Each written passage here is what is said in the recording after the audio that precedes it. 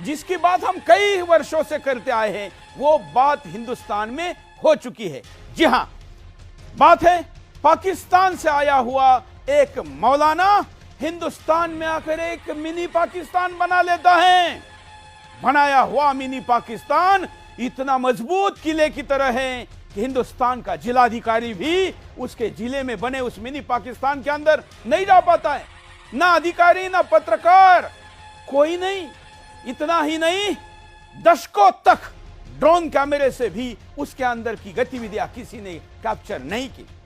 वहां पर विदेशी सैटेलाइट कम्युनिकेशन की डिशें लगी हुई थी। अंदर क्या क्या हो रहा था यह अभी तक किसी को पता ही नहीं चला। लेकिन ऐसे मिनी पाकिस्तान पर योगी जी का हथौड़ा चल पड़ा है और उस हथौड़े को चलने के बाद अंदर के राज बाहर आ रहे हैं। सुदर्शन की स्थानीय टीम ने इसको सबसे पहले आपके सामने लाया था और अब यह दुनिया के सामने आ रहा है। लेकिन अभी भी कई लोग वहां की सच्चाई को आपके सामने पूर्ण रूप में रखने से संकोच कर रहे, और इसलिए हमने तय किया कि हम पूरा मुद्दा आपके सामने आज प्रारंभ करेंगे, कल से और विस्तार से दिखाएंगे। तो चलिए देखिए, पाकिस्तान से हिंदुस्तान में आए मौलानाओं ने हिंदुस्तान में ही बनाया मिनी पाकिस्तान। देखिए, पाकिस्तान से आए मौलाना ने किया लैंड जिहाद। अब तक तो भारत में बसे मौलाना ही लैंड जिहाद को अंजाम दे रहे थे, लेकिन अब पाकिस्तान से आए मौलाना भी लैंड जिहाद कर रहे हैं। जी हाँ, देश के अंदर पनप रहे तमाम प्रकार के जिहादों में एक लैंड जिहाद ऐसा गंभीर विषय है जिस पर सुदर्शन न्यूज लगातार न सिर्फ आम जनमानस बल्कि सरकार को भी सचेत करता आ रहा है।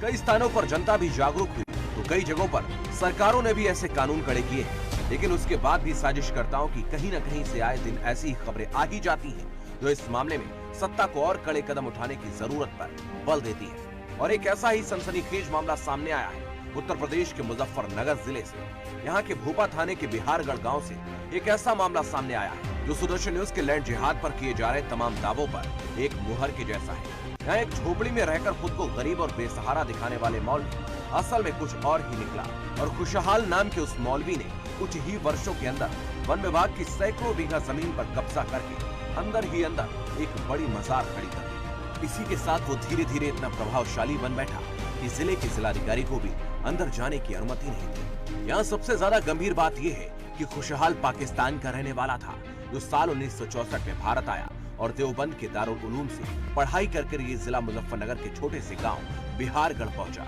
यहाँ उसने अपनी झाड़ फूक को बेहद प्रभावशाली बताकर लोगों से मोटी कमाई करनी शुरू कर दी। इतना ही नहीं, विदेशों से भी लोग इसके पास झाड़ फूक करवाने आने लगे। अंधविश्वास और मजहब की आड़ में शुरू हुए इस खेल में जब भीड़ बढ़ने लगी तो कम जगह का बहाना बनाकर उसने सरकारी जमीन हड़पने का खेल शुरू कर दिया। यहाँ ये अभी तक तय नहीं कि इस स्थान पर सिर्फ झाड़ फूक ही होती है या कुछ और भी काले कारनामे यहाँ से अंजाम दिए जाते हैं। और इस मामले में मुजफ्फरनगर प्रशासन को क्लीन चिट नहीं दी जा सकती है, क्योंकि उसी से साठगांठ करके मौलवी खुशहाल ने 6.5 हेक्टेयर भूमि को 30 साल की लीज पर ले लिया। लीज पर ली गई जमीन से 12 बीघे जमीन की घेराबंदी कर उसमें बड़ी मजार बनवाकर ऊंची ऊंची चार दीवारी खड़ी कर उसे एक किले में तब्दील कर दिया। और वह इतना चर्चित हो गया कि विदेशों से भी लोग यहाँ पहुँचने लगे, साथ साथ विदेशों से भी फंडिंग होने लगी और दर्जनों बड़ी बड़ी गाड़ियाँ किले के अंदर खड़ी होने लगी। और खुशहाल सैकड़ों गाड़ियों के काफिले के साथ देश के अन्य राज्यों में भी जलसे करने लगा। और इस पूरे मामले में सबसे ज्यादा गौर करने वाली जो बात है वो ये है कि मीडिया के कुछ वर्ग पाकिस्तान से आए और यहाँ की जमीन को हड़प कर इस मौलवी खुशहाल को तांत्रिक शब्द से संबोधित कर रहे हैं और इसके द्वारा फैलाए गए ढोंग को तंत्र मंत्र का नाम देकर हिंदू समाज की पवित्र परंपराओं को बेवजह बदनाम कर रहे हैं।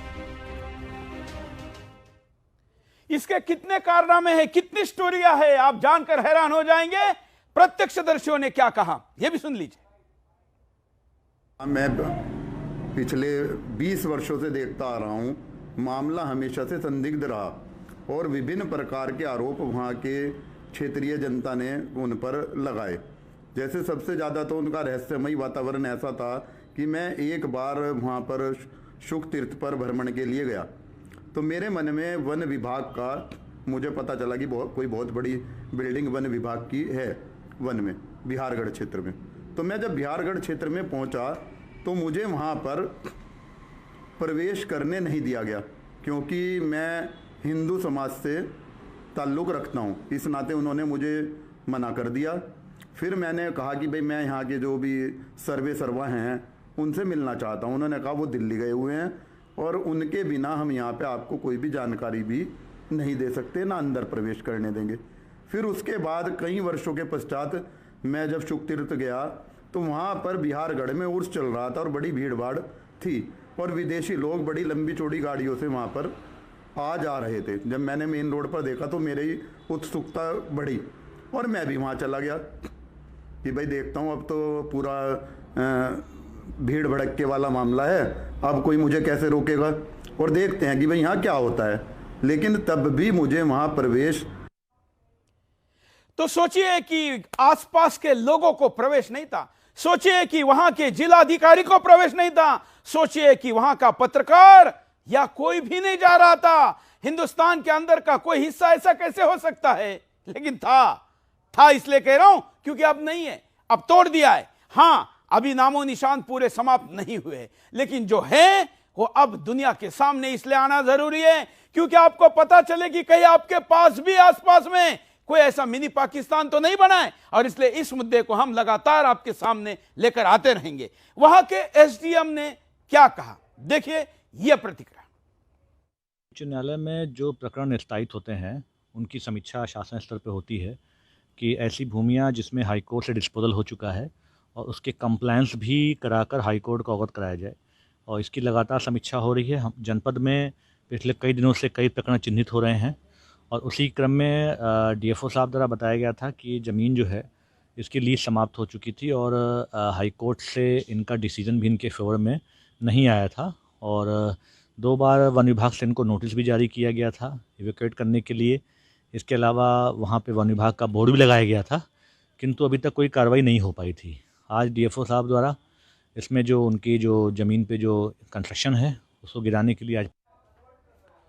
अब हम आपको दिखाते हैं कि योगी का हथौड़ा चला तो वहां पर क्या हुआ। देखिए वो वीडियो जो हिंदुस्तान के हर व्यक्ति ने देखने चाहिए। योगी आदित्यनाथ जी के साहस का और कानून को स्थापित करने के आग्रह का भी ये परिणाम है कि ये मिनी पाकिस्तान से आए हुए मौलवी ने हिंदुस्तान में बनाया हुआ मिनी पाकिस्तान कैसे ढा दिया। देखिए ये वहां का नजारा है, आपके स्क्रीन पर चल रहा है और उसके बाद मैं हमारे ब्यूरो चीफ के पास आपको लेकर चलूंगा कि क्या इसका अपडेट है। यह वीडियो है जो आपके सामने कुछ ही हिस्सा हम दिखा पा रहे हैं क्योंकि यह लेटेस्ट तोड़फोड़ का हिस्सा है। जैसे मैंने आपको कहा कि पहले यहां पर ड्रोन से लिया हुआ वीडियो तक नहीं है। सोचिए एक देश के अंदर बन गया और उसका कोई सबूत हमारे प्रशासन के पास नहीं है। समय पर हफ्ता जाता रहे, सबको पैसा मिलता रहे तो कोई भी इस देश में मुंह खोलने के लिए तैयार नहीं होता, भले अपने देश के अंदर दूसरा देश भी क्यों ना बन जाए। ये यहां की स्थिति है। यहां की रंगीन और कई कहानियों को लेकर आपके पास कल से हम आएंगे। अभी चलते हैं रजत मिश्रा के पास। रजत, क्या बताएंगे? सर, अब इससे कुछ देर पहले ही हमने एक बड़ी खबर इस पूरी घटना से संबंधित बताई थी कि कैसे आज से 30 साल पहले 2005 से 30 साल पहले यानी कि 1975 में जब उत्तर प्रदेश में कांग्रेस की सरकार थी तब बिना किसी आवेदन के इस खुशहाल को ये पूरी जमीन आवंटित कर दी गई थी। इस जमीन को आवंटन करने का जो डेट और समय था वो और शुक्रताल को जो जमीन आवंटित करी गई थी उन दोनों का समय एक ही था। एक ही दिन शुक्रताल को जमीन आवंटित करी गई और ठीक उसी दिन इस खुशहाल को भी जमीन आवंटित की गई। लेकिन शुक्रताल को जमीन आवंटित करने से पहले सारे आवेदन लिए गए, सारी कागजी कार्रवाई पूरी करी गई और वहीं खुशहाल को जमीन आवंटन करने से पहले किसी तरीके का ना तो कोई आवेदन लिया गया, कागजी कार्रवाई करने की बात तो बहुत दूर रही। लेकिन यह हुआ क्यों, इसका भी खुलासा हमने अब से कुछ देर पहले किया था, क्योंकि उस समय जमीन आवंटन करने का अधिकार एक मुस्लिम अधिकारी के पास था। इसलिए खुशहाल से ना तो कोई कागज मांगे गए, ना आवेदन लिया गया और उसको सीधे तौर पर जमीन आवंटित कर दी गई। यूपीएससी जिहाद, हाँ कंटिन्यू करिए। लगातार चलता रहा, ये क्रम लगातार चलता रहा। 2005 में जब ये आवंटन निरस्त हुआ, जो इसकी लीज की अवधि थी वो अवधि पूरी हुई, उसके बाद शुक्रताल वालों से फिर कागज मांगे गए, उन लोगों ने फिर अपने कागज दिए और जबकि इस खुशहाल से ना तो कोई कागज दोबारा मांगे गए, इसका जो आवंटन था वो भले ही समाप्त हो चुका था लेकिन इसको वहां से निकालने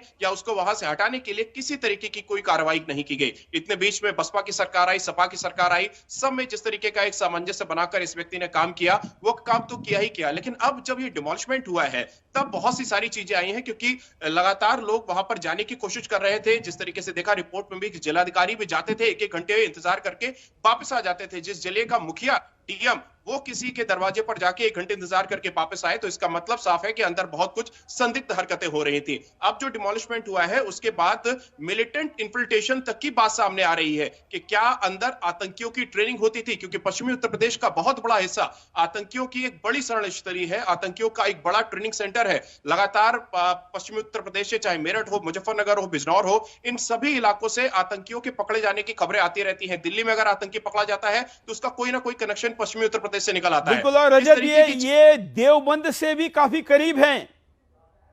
बिल्कुल, देवबंद से काफी करीब भी है और खुशहाल की पढ़ाई लिखाई भी देवबंद में ही हुई थी। वहां पे पढ़ाई लिखाई होती है, इस बात को लेकर काफी सवाल भी खड़े होते रहते हैं कि वहां पढ़ाई लिखाई होती है या फिर किसी तरीके की ट्रेनिंग सेंटर्स वहां पर भी खुले हुए हैं। तो ये सारी चीजें हैं। अब ये जो आतंकियों के साथ जो साठगांठ होना और उनकी ट्रेनिंग होना, जो मिलिटेंट इन्फिल्ट्रेशन की बात अब उठ रही है, ये अपने आप में देश की सुरक्षा को लेकर बेहद चिंताजनक बात है, क्योंकि आतंकियों ने जो एक पैटर्न, मॉडस ऑफ ऑपरेंडी बदली है कि अब पाकिस्तान से सीमा पार कराकर हिंदुस्तान के अंदर आतंकी नहीं आएंगे, हिंदुस्तान के अंदर ही आतंकियों को पैदा किया जाएगा, यही ट्रेनिंग होगी और यहीं से उनको उनके काम पे लगाया जाएगा, अपने मंसूबे पूरे करने के लिए लगाया जाएगा। तो उन सारी चीजों के लिए इस तरीके के जो किले बनाए गए थे, जहां पर 100 से ज्यादा कमरे और उसके अलावा उस पूरे किले को बाकायदा सीसीटीवी कैमरे से लैस किया गया। कोई बड़ा अधिकारी, कोई व्यक्ति उस प्रीमाइसिस के अंदर घुस नहीं सकता और उस तरीके से जंगल की जमीन पर बिल्कुल जो बिल्कुल रजत, हम इस पर कल से विशेष सीरीज लेकर आएंगे। हिंदुस्तान में ही कैसे एक मिनी पाकिस्तान बना दिया और कैसे वहां पर कई देशों के लोग आते थे, क्या क्या होता था, पूरी कहानी का पूरा चिट्ठा हमारे पास है। और इसलिए आप पूरी यूपी की टीम और खास करके पश्चिम उत्तर प्रदेश की टीम लगे रहिए। हम सोमवार रात 8 बजे से लगातार यहां के उन तमाम राष्ट्र विरोधी कारनामों को हिंदुस्तान के सामने लाएंगे और पूछेंगे कि कहीं ऐसा कोई खुशहाल आपके बगल में तो नहीं है, और है हिंदुस्तान में ऐसे कई जगह है, वो सब भी ढूंढकर हिंदुस्तानी हम तक पहुंचाएंगे। और इसलिए हमको उधर भी जाना है। पुनः एक बार मैं आपको दिखाता हूं जब योगी जी का बुलडोजर वहां पर पहुंचा। तो ये वीडियो आप देख रहे हैं स्क्रीन पर, जिसमें तमाम प्रकार के वहां पर बने हुए कमरे, ये कुछ ही हिस्सा है, क्योंकि वहां पर पूरा एक तरीके से मिनी देश बनाया हुआ था।